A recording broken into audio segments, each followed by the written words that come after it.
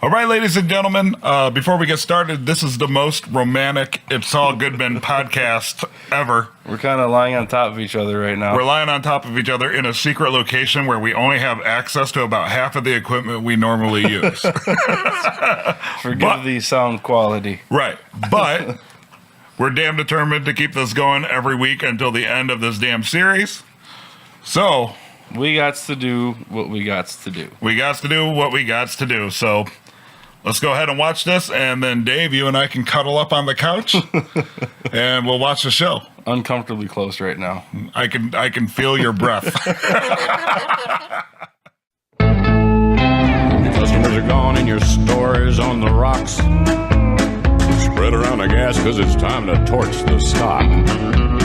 They caught you at the checkout. The cops say, whoa, who you gonna die when they lock you down? Oh, Saul, you better call Saul. He'll fight for your rights. All right, ladies and gentlemen, this is It's All Good Man, the better and most romantic Better Call Saul podcast. I'm Brian, and with me, as always, is my co-host, Dave. Dave, how are you doing this fine, sensuous evening?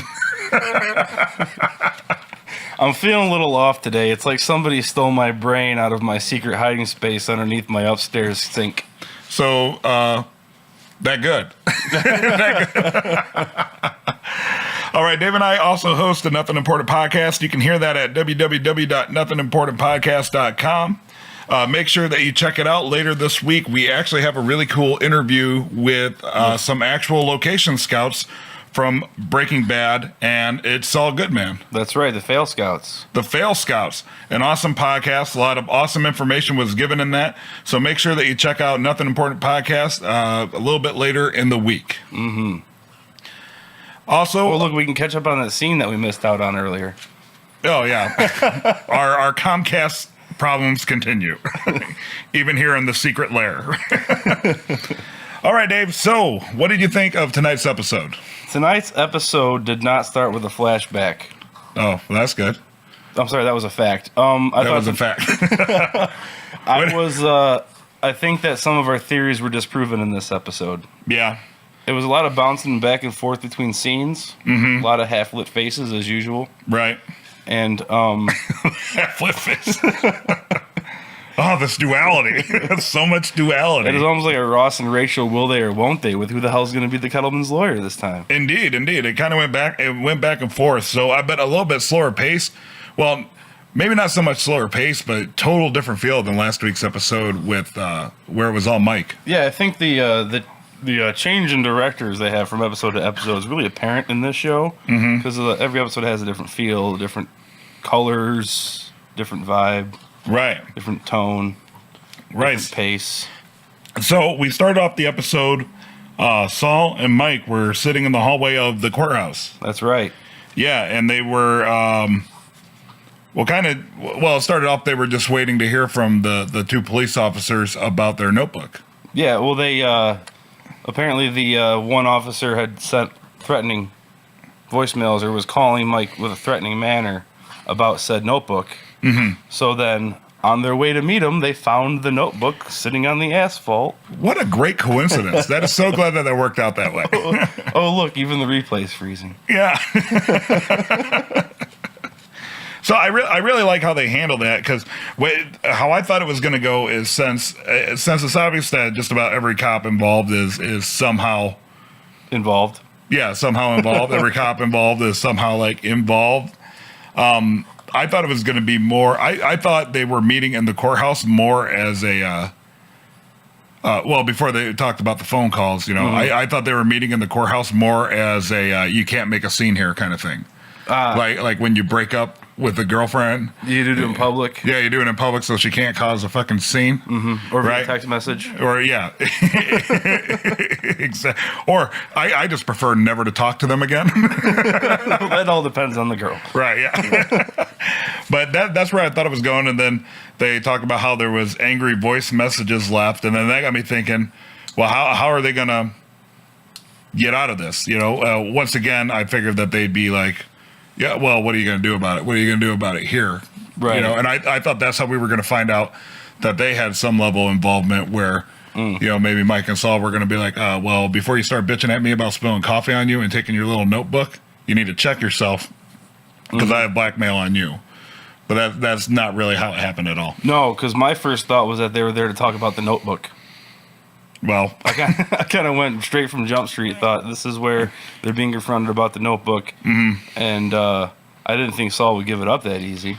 no, it was I love Jimmy wouldn't give it up that easy. I love how it was an absolute bullshit story, but one that's absolutely irrefutable. Well, right, yeah, prove it. Yeah, That's it. That's all Jimmy's saying is prove it. exactly. I have your notebook. I found it. Prove that I stole it. Yeah, I like the whole little dynamic between all the officers too, because you have the young cop trying to make a name for himself, and then you have the older cop and Mike, who kind of know how the game is played. Right. And there's a lot of empathy between the two of them. Yeah, and the discussion was kind of like, fuck the new guy, like, he'll learn. Yeah. He just doesn't quite know how this works yet. But, I guess you could call it a professional courtesy. But I liked how they said a lot in that conversation without saying anything. And it seemed like there was just a basic understanding, like, hey, I understand you did, as a father to Maddie, I understand you did what you had to do. And, and in return, I really got across that Mike understood why they were there. And he's like, hey, at the same time, I understand you have to do what you got to do too. Right. And I do like how Mike mentioned that he liked the new guy that was giving him a hard time. Yeah, because he probably sees a lot of himself in said new guy. Yeah. It's just he has to learn that some rocks you don't turn over. Ah, nice. Good bringing up. Good bring up. I'm also going to point out the fact, if anybody noticed, the wanted posters. Yeah. The faces on the wanted posters are actually members of the Better Call Saul crew. Oh, they are? I don't know, but somebody proved me wrong. Oh, actually, you know what? So here's my question. So later in the episode, we'll obviously talk about this, but when Saul goes into the bathroom and talks on the phone, and the guy taking a piss bumps into him, that looked an awful lot like the mugshot they really held on before it scrolled down to Mike and Saul. You did say that during the airing of the episode, and I didn't hear what you said. So I'm going to go with it. I'm going to go with the guy in the bathroom taking the piss that bumps into Saul when he's on the phone was the big, heavy, bearded guy in the poster, and he's going to come into play before the end of the series. It did linger on that mugshot, and I was wondering what's that going to be about. Yeah. It felt, hey, watch this. It had that vibe to the shot, just like, right. Notice this Easter egg. Like just a little bit longer, right? Yeah. Like, so I'm thinking there's this was episode 7, so there's 8, 9, and 10. So there's 3 full episodes after this, and I think that guy's going to come into play somehow. I like it. That's my prediction. I'm going to approve of that prediction. That is what I am going with. Well then, I'm going to second that emotion.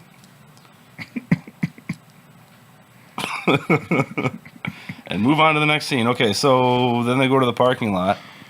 Yeah. The show opens up after the credits, which was it was like a foot massage machine. Yeah, it was a foot massager. A very enticing foot massager, especially for our super romantic podcast we got going on right now. I just don't get what it has to do with the show. Well, because weren't they doing pedicures? Who was? Saul and Kim, they were getting pedicures done, so maybe that's just like showing 3 episodes ago. Yeah, but maybe that's just a callback, the whole salon thing, like where you can go in and get pampered. Maybe. I was trying to think of some like massage, dogs are barking, weary, long traveled road. I don't know, because Jimmy did get kind of frustrated with some of the circumstances in this episode. Yeah. Or just an old people reference, because old people love to get their feet massaged. Oh, nice. For the corns. My corns hurt. The dogs are barking. Yeah, so nothing. I'm still kind of in love with like how lo-fi that is, though. Yeah, it's I like it. Yeah, so we open up on the parking lot where Mike fires Jimmy.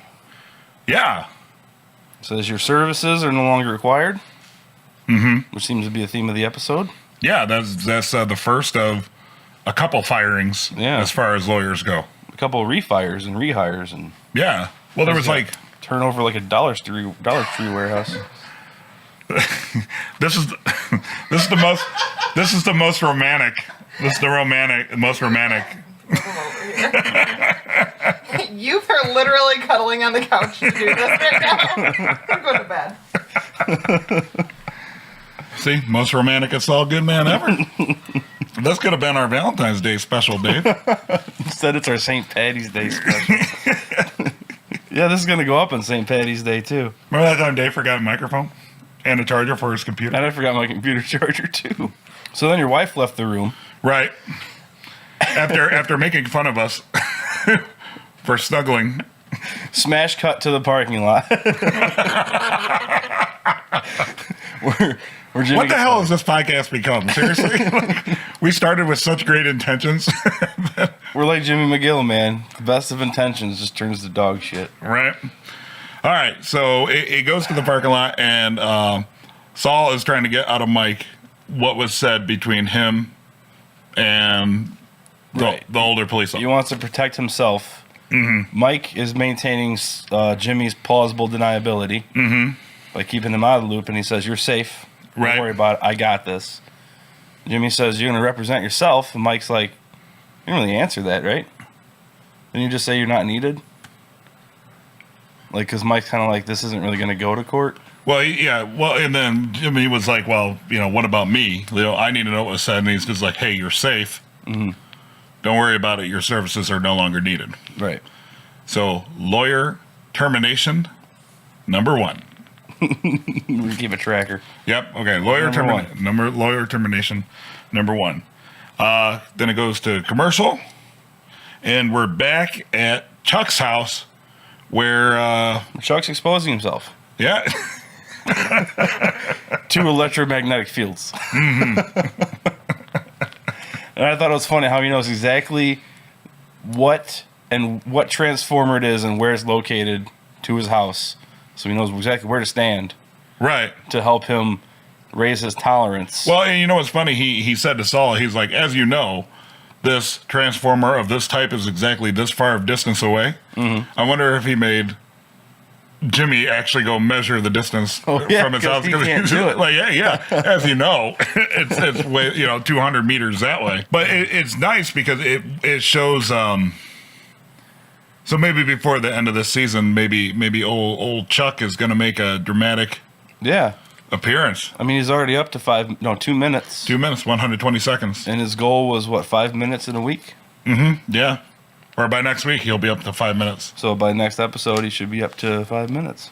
But he's all excited about the future, and he's ready to get out, and he's ready to deal with his condition. Right, and he says it's because of everything that transpired with the cops. Last week when he was in the hospital. Mm-hmm. So like retribution, man. Because remember, Saul was all worried that he fucked everything up and he put him in the hospital. But no.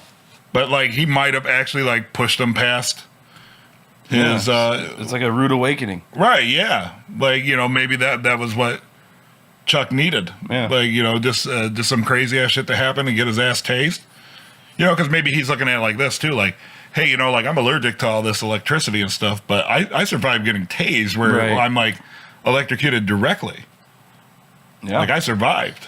So he thinks there's a chance that he can beat this thing. Right. Which is all in his head. Well. But whatever you need to get by, whatever you need to tell yourself to get by sometimes. Yeah. Getting over the hurdle. Right. I like that scene. I thought that was really, I really like how proud, Jimmy was? Yeah, how proud. He's like, well, that's great, Chuck. Yeah. You don't sound like such a crazy fucker anymore. Well, maybe he was a little relieved, too, because he didn't completely screw him over last week. Because, all the craziness. All the guilty conscience thing. Yeah, maybe he's feeling it, too. He'll be like, you know what? All right. Like, blessing in disguise. I'm, showing him that he can beat this. So on his way out, he leaves his case files. Yeah, and as that was happening, we were kind of debating between us why he was actually doing that. Right. Whether it was like legit, he needed a holdover space because we had already seen the preview where he was going to move into a bigger office, with more suites. So his excuse was that his office is getting full. Right. He needed a place to store. He was sleeping on top of them. Right. Yeah. So then you said. So then I said he left the files there just so Chuck will take a look at them, accidentally or whatever, and see the legitimacy behind elder law. Right. Jimmy's excursion into elder law. So you think that was like a kind of like like a passive aggressive way for Jimmy to be like, "Hey, big brother, look, I told you I'm doing good," or do you think that Saul has some other grander scheme to where that's going to come into play later? Because we've already seen it a few times now. Old Slippin' Jimmy's like excellent at scheming and playing the long game, right? I thought it was, I have all this money and he's getting a new place, so he's just kind of backing it up. So like legitimizing the fact that he even has the business. Oh yeah, so it wasn't a bride that's paying for it. Yeah, totally. Yeah, so it's like, look, man, I got all this money and a new suite, and it's because elder law, all these files, and here's the files to prove. But the one thing I did say, I'm like, Chuck's going to go through that. Mm-hmm, you didn't know it, yeah. So then it could still all come crashing down. Mm-hmm. Because if Chuck's that astute, he might see something in it that doesn't make sense. Like how wait, who said the 413? Yeah, Jimmy said 413, and Chuck was like, you mean 513? Like, he knows. Right, yeah. What is what when it comes to elder law, so he'll be able to point out if it's... So that's some good foreshadowing there. It's, Jimmy's trying to... I think they're legitimate case files, though. I just don't think it's like excess. It's like all of his case files he brought there. He doesn't really have any in his office anymore. I think, but Chuck thinks it's an overflow. But I mean, it was like three. I think what it is. Maybe they're legitimate case files. They're just not his case files. Maybe they're just like public record shit that would be awesome. It's like Roe versus Wade. Right. So like maybe he just goes and like maybe he just went and collected these, knowing that like Chuck will look through them. So he's like, yeah, they're legit. But then maybe it'll come back that because Chuck's so smart, he'll be like, hey asshole, like this happened like at this date, which is way before when you started doing law. Maybe. A lot of different ways to go from that. Yeah. All right, so that's my prediction, is that they're actually public records that he printed off to stack the deck to make it look legitimate. Okay. And then Chuck catches on that those were actually not his cases at all. My prediction is that they are the actual cases Jimmy's been working on. It's just not extra, like there's no room for him. He just left them there for Chuck to see. Chuck sees it, and we move on and never hear about these cases again. Point, counterpoint. That's not bad. Smash cut to the office building. Room 801, 8th floor. Mm-hmm. Corner office. Yeah. Nice place. Nice place, indeed. I forgot to look up what a Cocobolo desk was, though.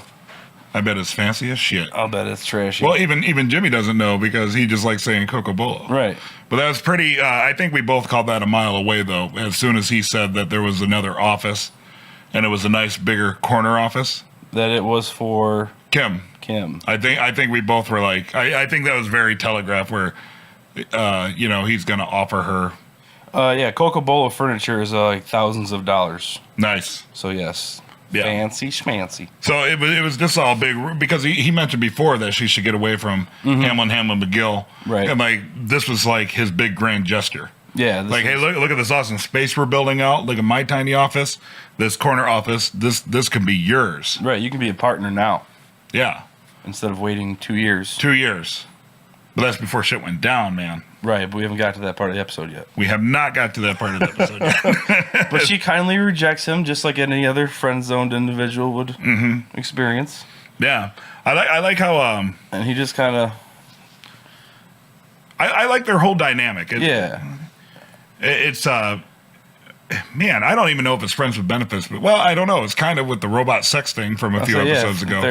They're a cyber banging. Cyber banging. ASL. 34M, Illinois. And we're back to the Kettlemans. That's right. We're back to the Kettlemans' little consultation. Oh, my God. With Kim Wexler. Betsy Kettleman is probably one of the worst people on the face of the planet. I agree. It's like she has so much to prove, as she always has to be. She cannot be wrong. She cannot be wrong. She cannot face reality. And she keeps doing like mental gymnastics, like right. She's playing the victim. Mm-hmm. I didn't do anything wrong. This is our money, which is not. Right. I like how she's indirectly, or even directly, admitted that they're guilty, but still holds to that there's no money, and they're not guilty. Right. You think at some point she'd just give it up and be like, okay, yeah, look, I'm guilty as shit, but I'm not taking any deal. We're taking this shit to court. Right. It's that fake confidence where you can't show a crack in the weakness or can bring your whole case down. So you just have to maintain. You have to clutch it like a cornerstone. Mm-hmm. until it all comes down. I was quoting a Tool song there. Nice. So the deal that Kim got for the Kettlemans. I have here in my notes, I wrote down, the Kettlemans are idiots. That was absolutely proven because she got him a great deal. Comparatively. She's like, dude, you're looking at 30 years 30 years in jail. 30 years in jail, you won't win with the jury. Right. So here's 16 months. Right. And give the money back. And give the money back. That's all you got to do, homie. That's it. That's it. But Betsy isn't having it, man. Betsy straight fired her ass. Right. Which is lawyer termination number 2. Oh, man. Betsy Kettleman. She's so cute. Oh, my God. It's the beautiful ones that hurt you the worst. You know what? And I thought it was funny after that how when they walked out that like Howard was really trying to get him back. Mm-hmm. Yeah, he was trying to keep that client. Right, but I mean, the only thing he could benefit from that, I guess, was his share of the $1.6 million that they're hiding to pay for the legal representation. No. What else does he have to gain? Oh, legal fees. I mean, that's what I'm saying. It's like, where are they going to get the money for legal fees? The $1.6 million that he stole. That so a portion of that is going to go back to Hamlin McGill. No, the 1.6 is going to the state, and then they're going to have to pay for legal fees after that. Yeah, but you see what I'm saying? Like, yeah. Well, I mean, he's just after his legal fees, right? This is a big case. Yeah, I guess that's true. So maybe for him, it's kind of like a name maker too, even though they're kind of. Well, it's high profile, and it's just. I just took it as losing a client. Like that's what lawyers are going to do if they feel like they're losing a client. You know, they're just going to try and keep you as a client. Right, but then he ends up punishing Kim over that. Because he tries, that's why he was trying so hard, because he knew he was going to have to punish Kim. Yeah. Moved her to the cornfield? Moved her to the cornfield. I wonder if that refers to the View or if that's some sort of legal, like... I assumed it was the View. Yeah. Well... Like the backside of the building. Yeah, he's like, it's not a cornfield. And he's like, well, that's what you call it. So I wondered if that was some sort of legalese. Yeah. Like in the industry, like industry speak, like what does the cornfield mean to a lawyer? Yeah, maybe it's like the rows of desks or something. Oh, that's good. A bunch of lawyers that are just going to get turned over and harvested anyway. Oh, look at you. Nice. That actually makes a lot of sense. Yeah. I was going to say edit out that whole conversation, but you kind of brought it back and made it relevant. Okay. They send Kim to the cornfield and punish her. Then she says... It looks like her 2-year plan just became a 10-year plan. That's best. Not out, but... Well, that was the best case scenario. Yeah, best case scenario. So it's definitely a setback. Career adjustment necessary. Right, and we thought that was going to be the moment where she just jumped ship then. Yeah, we thought she would go to Saul, partner up, take the corner office. Man, it's time to do this. No. But then she couldn't have went with him anyway because... As we found out later, the Kettlemans go to him, so then it would have screwed him over in the long run. Right. But I guess that's unbeknownst to the characters. But that would have been an interesting plot point where she goes works for Saul, and then it screws over Saul because Kettlemans don't want to work with Kim. I did like the scene where Saul was hosting bingo. Bingo, that's right. Irene, big winner. Yeah, Irene. Congratulations, Her Irene. cats, Oscar and Felix. Yeah. Hilarious. Felix the cat's great cartoon. Felix washes himself. Oscar doesn't. I was wondering what she was saying. That's what she was talking about. She was talking about her cats. Old lady conversations. I love how the grand prize was just a really cute notebook with a cat hanging on it. Was it? I didn't even see what the prize was. It was just a picture of a fluffy cat. Oh. But that's when Jimmy gets the call from the Kettlemans because they want to meet with him to discuss legal representation. Right. And then he kind of steps out for a bit, but... And then he puts down his Bob Barker mic. Yeah, like... Complete with requisite microphone feedback, and can we please, side note, put a stop to every time somebody touches a microphone, it feeds back. That's not how microphones work. Just like every time a gun moves, you don't need to hear it click. Yeah. No moving parts, you don't need sounds. Right. Stupid audio people. Dave got really offended during that part of the show. Hating on my own kind right now. Word. Because someday I will be asked to put a stupid sound effect in like that. So long story short, not every microphone gives feedback when it's dropped or fire touched. that engineer because microphones aren't supposed to feedback. So, smash cut to the diner. Which I think it was the same table. And this is where I started to notice, I think we were seeing some like repeating scenes from earlier episodes, or like even like a similar order of scenes. If anybody wants to look into that and get back to us, that'd be awesome. Yeah, I don't know like how the same table as the first meeting with the Kettlemans. Yeah, you know what? I didn't really pick up on that, but like you said that throughout the whole episode that a lot of it seemed eerily familiar. Yeah. And you believe that a lot of it was like very similar shots from the first time we met the characters. Yeah, So like it was like callbacks to going from this scene to this scene, going from like Chuck's to HHM or whatever. Yeah. From this location to that location in order. Mm-hmm. Definitely not completely continuous, but I took note of it. So he's talking to the Kettlemans. They're still maintaining their innocence. Mm-hmm. And Jimmy's like, dude, don't you remember the tent?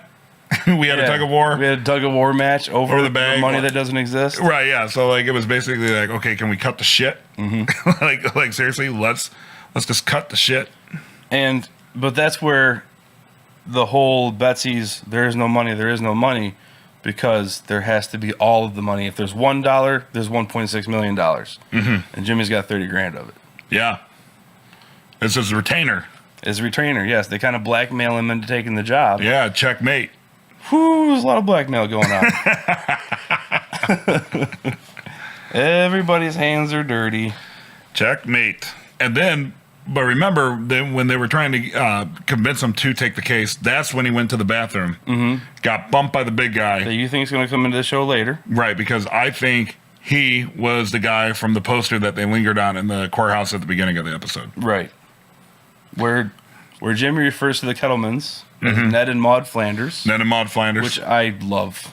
Yeah. That's a good, because it's an astute comparison, and we're huge Simpsons geeks. So, absolutely. Very Maud Flanders-ish without the churchy stuff. So, we couldn't even figure out what elder law was. So, Ned says something to the effect of, well, maybe if we were old, he'd represent us? Like, he only represents old people? And yeah. I like how it was being explained. She's like, he gets it. Like, remember they were talking about the bribe? And then she kept calling her retainer. Oh, yeah. And he's like, I think she's referring to the bribe. She's like, he gets it. He gets it. Man, what a bitch that guy is. That guy is such a Sally. But he's a hardened criminal now. Yeah.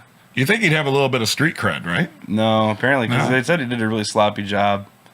And it totally makes sense. Like, he doesn't know how to commit a crime, leaves breadcrumbs all over the place. I believe he had reams of checks written by him to him for bogus expenses. Hey, man, he's got the paper trail. Not exactly a master criminal. But before that... Smash cut. To HHM.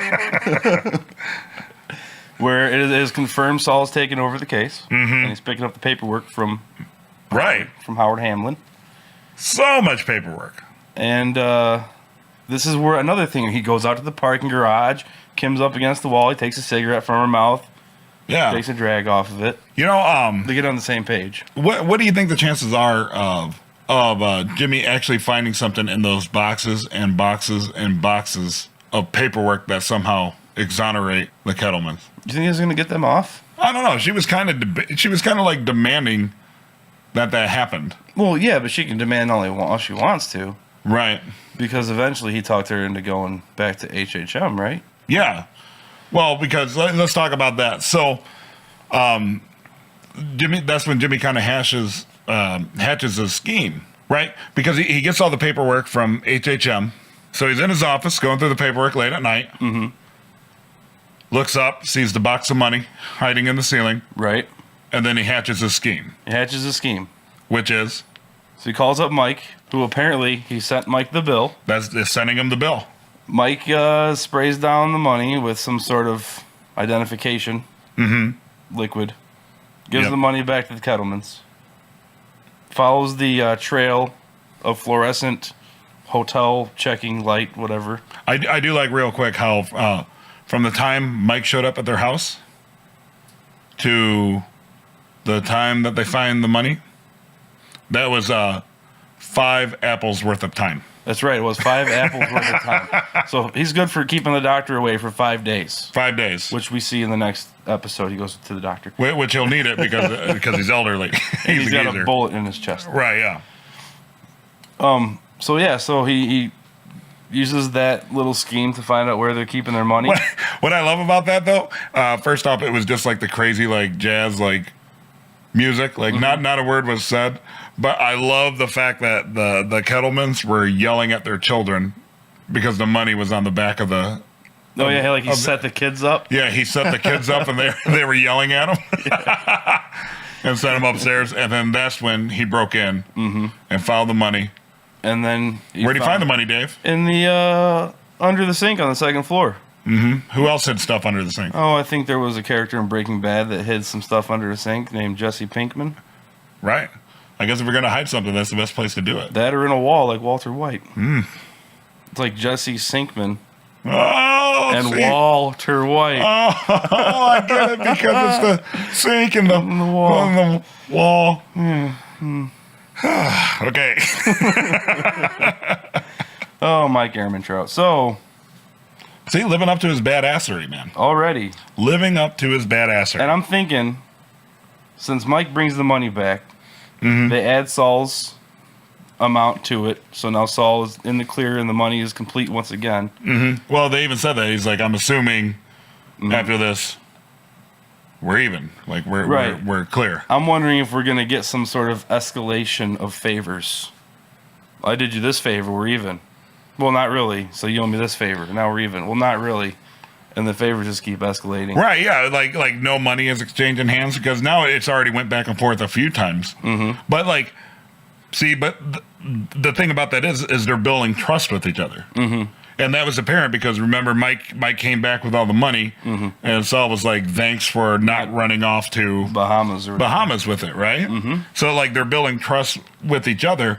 So even though one might not necessarily owe the other a favor, they both kind of know what kind of people they are. So, and they both know that they can kind of trust each other, even though it's not really apparent right now if Mike likes Jimmy or if they even like each other.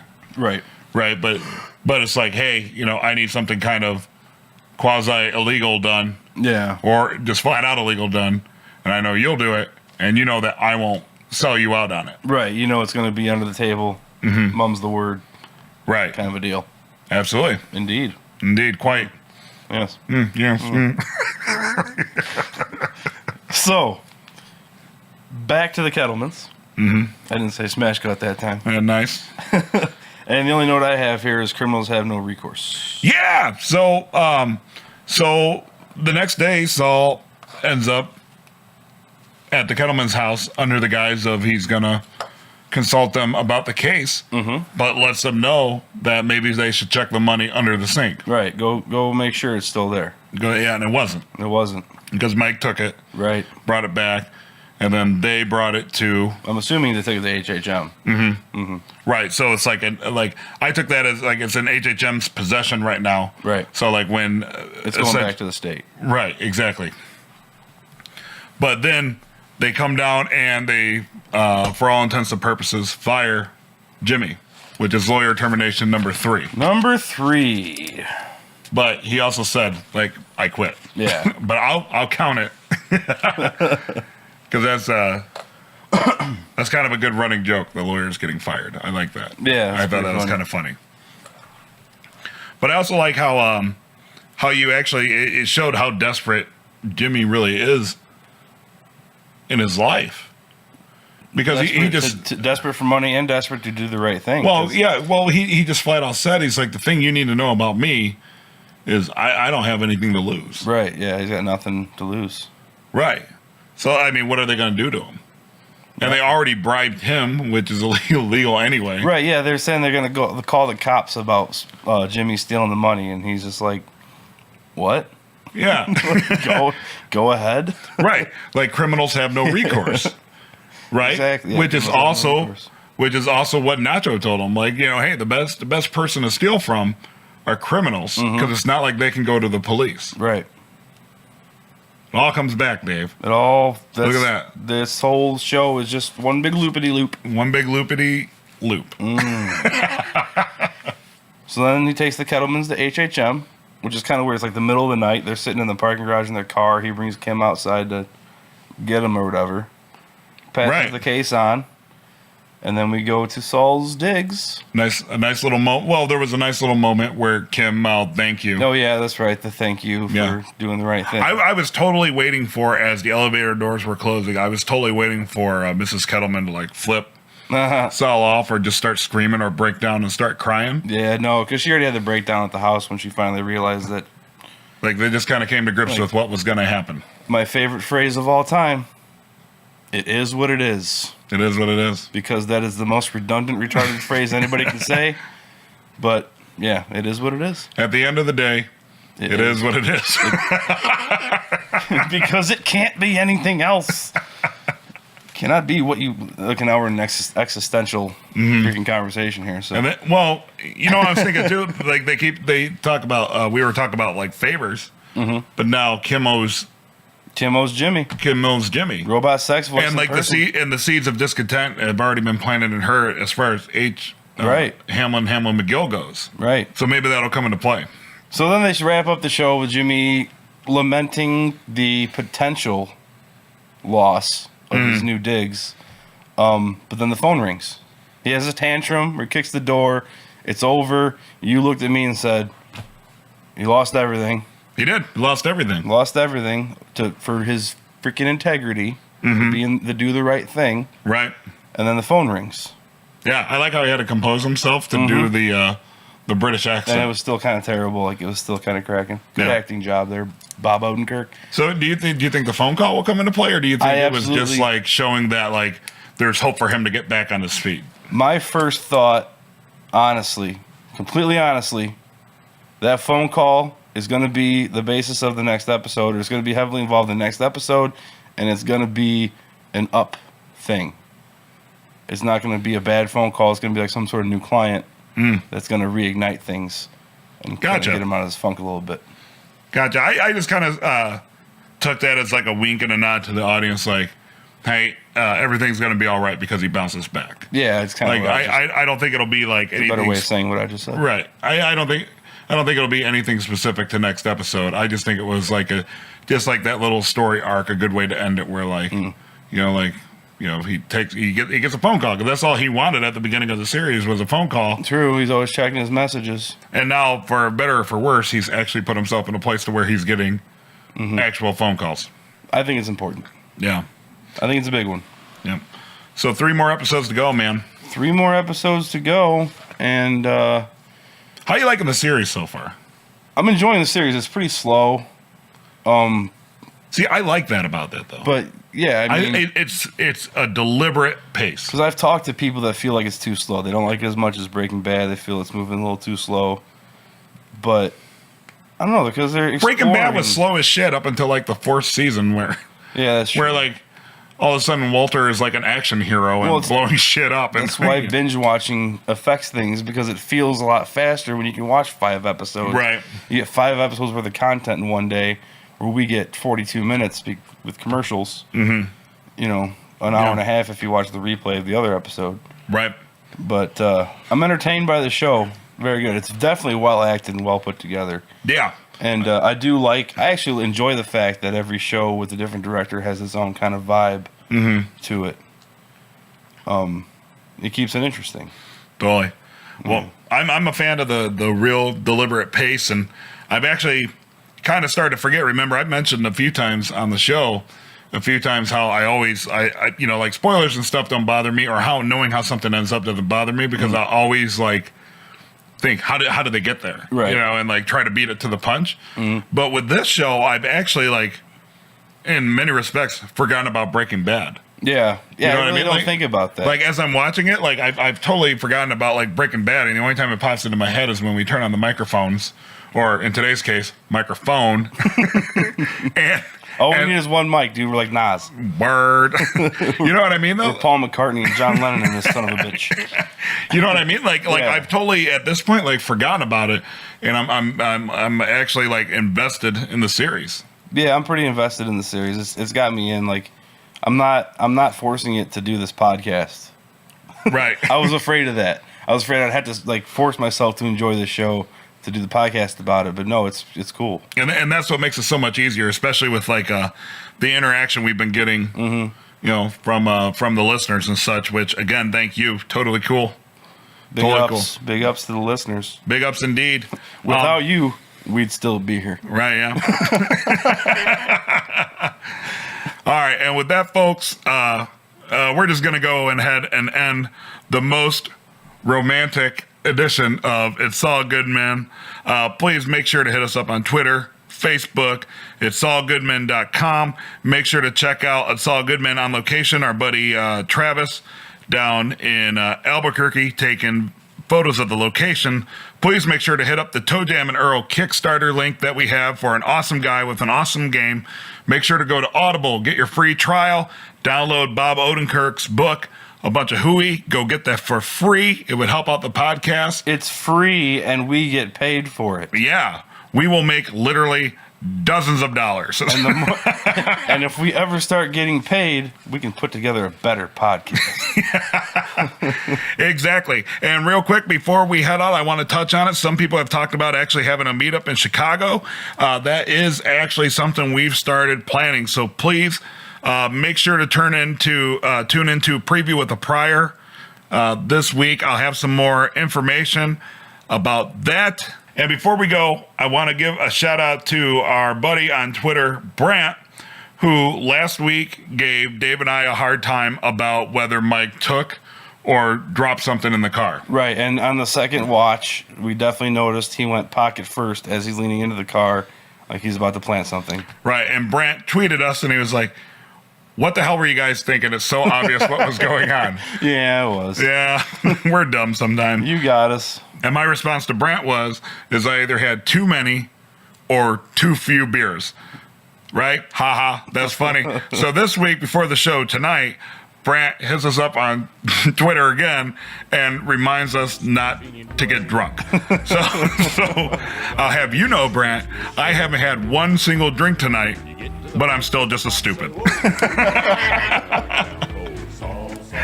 All right, Dave? Oh, call us idiots, call us geniuses, whatever. Just call us. You heard me. You better call